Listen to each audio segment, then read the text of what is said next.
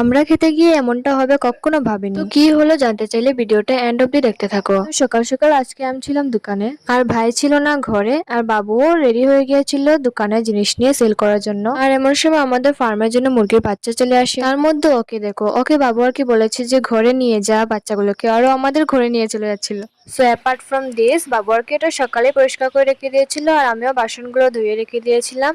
এরপর আমরা এক এক করে সবাই বাচ্চাগুলোকে নিয়ে রাখছিলাম। মানে এই দিন যে কাজটাতে এতটা বাধা পড়েছে আর কি বলবো। ভাই যে গিয়েছিল সাথে মোবাইল ফোনও নেয়নি, আর ফোনেও পাওয়া যাচ্ছিল না। এর মধ্যে বাবুর জিনিস নিয়ে যাওয়ার জন্য রেডি, কিন্তু যেতে আর পারছেন না, আর সাথে তো গরম তো আছে। এরপর ফাইনালি ভাই চলে আসে, আমরা সবাই মিলে চট করে কাজটা শেষ করে দিলাম। দেন কাজ শেষ হওয়ার পর আমার খুবই ক্রেভিং হচ্ছিল আমরা খাওয়ার জন্য। খাওয়ার যখন ইচ্ছে হয়েছে খেতে তো হবেই না। আমি চট করে আমরা কেটে এরপর এতে দুই টাইপের হাজমোলা দিয়ে লবণ মরিচ আর চিনি দিয়ে আমরা খাওয়ার ক্রেভিংসটা মেটালাম। এরপর লম্বা একটা ঘুম দিয়ে দিয়েছি, উঠে দেখি অনেকটা ফ্রিজে শরবত ছিল, খেয়ে নিলাম। এরপর সন্ধ্যাবাতি দেওয়ার পর ঝালমুড়ি খেতে ইচ্ছে হলো, তো ঝালমুড়ি বানিয়ে দিলাম। চলো আমরা ঝালমুড়ি খাই। আজকের জন্য টাটা। ভিডিও ভালো লাগলে ফলো করে